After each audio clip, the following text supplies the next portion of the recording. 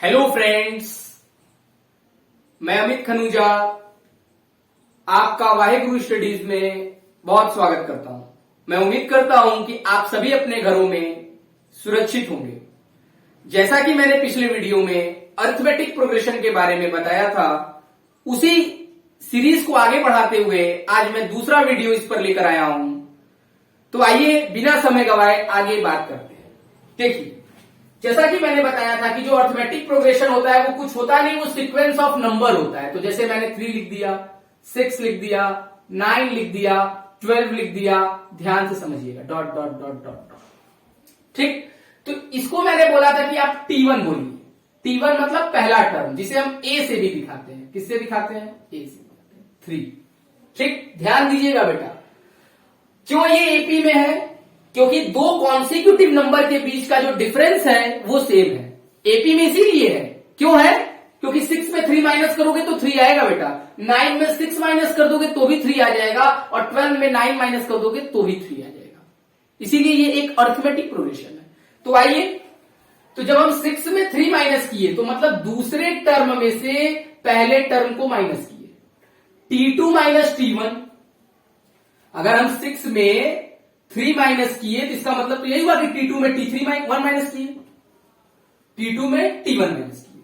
ठीक, अगर हम T3 मतलब थर्ड टर्म, तो थर्ड टर्म कौन है भाई? 1 2 3। थर्ड टर्म में उसके ठीक पहले वाला T2 माइनस करें तो ये भी आ जाएगा 9 माइनस 6।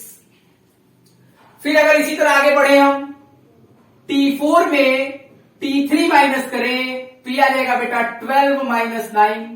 और हमने देखा कि हर जगह आंसर, चाहे 6 में 3 माइनस किया गया हो, चाहे 9 में 6 माइनस किया गया हो, चाहे 12 में 9 माइनस किया गया हो, 3 आ रहा है। क्या आ रहा है? 3। मतलब जो डिफरेंस है दो कॉन्सिक्यूटिव नंबर का वो सेम है, इसीलिए इसे बोला जाता है बेटा डी। क्या बोला जाता है? डी। और डी फॉर कुछ नहीं है, डी अगर कहीं दिखे तो इसका मतलब होता है बेटा common difference. Common difference, AP के दो कॉन्सिक्यूटिव नंबर के बीच का डिफरेंस, एपी के दो कॉन्सिक्यूटिव नंबर के बीच का डिफरेंस, सीक्वेंस ऑफ नंबर जो एपी में है उनके दो कॉन्सिक्यूटिव नंबर के बीच का डिफरेंस डी कहलाता है। ठीक, तो कहीं भी अगर डी दिखता है तो मतलब कॉमन डिफरेंस की बात हो रही है। पहले टर्म को T1, दूसरे को T2, तीसरे को T3, और पहले को हम A से भी रिप्रेजेंट करते हैं। अब थोड़ा और सोचते हैं, कुछ और सोचने की बातें करते हैं। अगर इस एपी का अगला टर्म बोल दे तो आप बता देंगे 15।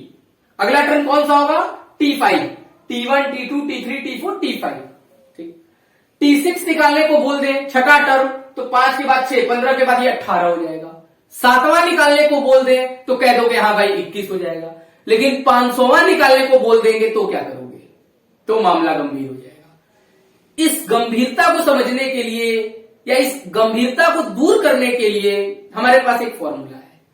तो पहले देखते हैं कि वो फॉर्मूला आया कहां से, उसकी रूपरेखा कैसे तैयार हुई। तो आइए थोड़ा सा उस पर भी बात करते हैं। जैसे पहले टर्म को क्या बोला गया बेटा? ए बोला गया। ठीक, अब ए तो 3 था, ए में क्या ऐड कर दिए बेटा कि 6 आ गया। ए में क्या ऐड कर दिए कि 6 आ गया। मतलब 3 में क्या ऐड कर दी कि 6 आ गया। 3 को ऐड किया। किसको ऐड किया? 3 को ऐड किया। अच्छा, ऐसा करो, मैं एक दूसरी एपी लेता हूं, थोड़ी और छोटी एपी लेता हूं, इससे और क्लियरेंस हो जाए। 2 5 8 11 डॉट डॉट डॉट डॉट। ठीक, पहला टर्म कौन है? ए है, और ए की वैल्यू क्या है? 2 है। ठीक, अब यहां से अगर हम डिफरेंस निकालें, डिफरेंस कैसे निकालते थे बेटा? T2 में T1, या T3 में T2, या T4 में T3, where T1, T2, T3, T4 are the terms of an AP। ठीक, तो अगर हम बात करें D की तो what is D? D is 5 minus 2, that is 3। that is 3। कुछ किया नहीं है बेटा, घबराने वाली कोई बात नहीं है। T2 माइनस T1 किया है, पड़ोस वाले में से पड़ोस वाले को माइनस कर दिया, आगे से पीछे को माइनस, यही कर रहा हूं मैं। ठीक, इस तरीके से D निकल गया। अब थोड़ा पकड़ो, पहला टर्म ए की वैल्यू 2, ए में क्या ऐड कर दिए कि अगला वाला आ गया? ए में क्या ऐड कर दिए कि अगला वाला आ गया। सर 2 में 3 ऐड किए और 3 क्या था, ये डिफरेंस था। 3 क्या था, डिफरेंस था। मतलब अगले वाले के लिए आपने ए में क्या ऐड किया, डी ऐड किया। नहीं आया होगा, फिर से सुनो। पहला टर्म ए की वैल्यू 2, ए की वैल्यू 2, ए में क्या ऐड कर दे कि 5 आ जाए, तो 3 ऐड कर दे। और 3 क्या है, ये डिफरेंस ही तो है 3, तो ए में डी ऐड कर दिया। ठीक, आगे चलते हैं। अब 5 में क्या ऐड कर दे कि 8 आ जाए, 5 में क्या ऐड कर दे कि 8 आ जाए, फिर 3 ऐड कर दीजिए। अब 5 की जगह यहां क्या लिखा है, a प्लस डी, मतलब इस a प्लस डी में फिर d ऐड कर दीजिए तो 8 आ जाएगा। ठीक, फिर आगे बढ़िए। 8 में क्या ऐड कर दे कि 11 आ जाए, फिर 3 ऐड कर दीजिए। तो 3 क्या है, वही डिफरेंस है। मतलब इसका मतलब क्या हुआ, यहां से यहां आने के लिए फिर डी को ऐड किया गया और 8 की जगह हमने क्या लिखा है, a प्लस डी। मतलब अगर ध्यान से देखो तो a प्लस 2d, तो अगर हम इसको देखें तो ये है a प्लस 2d और प्लस डी। छोड़ दो, dot dot dot dot dot. थोड़ा सा और एक बार और समझ लो। पहला टर्म a है, इसके ठीक बाद वाला टर्म जो है उसमें 3 ऐड किया गया। 3 क्या था, डिफरेंस था, तो उस डिफरेंस को हमने ऐड कर दिया। 5 से 8 आने के लिए इस 5 वाले में 5 की जगह a प्लस डी लिखा है, इसमें d ऐड करेंगे तो a प्लस 2d, और फिर इसमें a प्लस 2d में d ऐड कर दिए तो a प्लस 3d। मतलब ये कुछ इस तरह चल रहा है, a plus d, a plus 2d, a plus 3d, dot dot dot dot dot. अब ध्यान से देखना, ये कौन सा टर्म था, पहला टर्म था। ये कौन सा टर्म था, दूसरा। ये कौन सा टर्म था, तीसरा। ये कौन सा टर्म था, चौथा। इसी तरह पांचवा पूछा जाए तो क्या बताओगे। देखो a तो सब में है, अगर यहां 1 था तो a ही था, d नहीं था। लेकिन जब यहां 2 लिखे तो d कितना हुआ, 1 कम, इससे 1 कम, इस 2 में 1 कम कर दो और d लिख दो। अगर 3 था तो d कितना था, 2d था, मतलब 3 में 1 कम कर दो और फिर d लिख दो। यहां 4 था तो d कितना था, इस 4 में 1 कम कर दो तो d हो जाएगा। तो अगले वाले में अगर इस पांचवें टर्म की हम बात करें तो क्या होगा, a तो सब में है तो a रहेगा।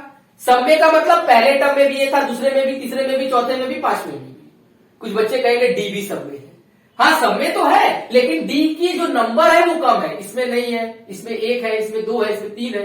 और जब चौथे टर्म की बात हो रही है तो तीसरे नंबर पर d लगा है। तो जब पांचवें की बात होगी तो 5 से 1 कम, मतलब चौथे नंबर पे डी लगेगा, a plus 4d, dot dot dot. ठीक, इसी तरह nवें नंबर की बात होगी। nवें नंबर की मतलब पहला टर्म, दूसरा टर्म, तीसरा टर्म, चौथा टर्म, इसी तरह nवां टर्म, तो उस n से 1 कम d होगा। मतलब ये क्या हो जाएगा, a plus n minus 1 into D. ध्यान से समझिएगा, a plus n minus 1 into D.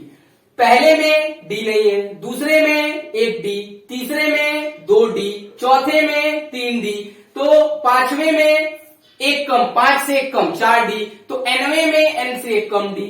a तो सब में उसी तरह चलता है तो मैंने वही लिखा है। तो ये पहला टर्म है, ये दूसरा टर्म है, ये तीसरा टर्म है, ये चौथा टर्म है, ये पांचवा टर्म है। तो ये कौन सा टर्म है, nवां टर्म है। कौन सा टर्म है, nवां टर्म है। ध्यान दो, पहला टर्म, दूसरा, तीसरा, चौथा, पांचवा, पांचवें में 4d है तो nवें में n में से 1 कम d है। तो ये जो फॉर्मूला आ गया कि tn बराबर a plus n minus 1 into D. ध्यान से समझने वाली बातें हैं ये सब, ध्यान से। अब इस n की जगह कुछ रहे, पांचवा रहेगा तो 5 लिख देंगे तो t 5 आ जाएगा। 6 टर्म निकालना होगा तो 6 लिख देंगे। लेकिन एक बात याद रखिएगा, वो बात ये है कि जो सीक्वेंस ऑफ नंबर है वो अर्थमेटिक प्रोग्रेशन में होने चाहिए। जो इनके बीच का डिफरेंस है t2 minus t1, t3 minus t2, t4 minus t3, ये हमेशा सेम होना चाहिए। अगर नहीं है तो नहीं होगा, फिर कुछ और रूल लगेगा।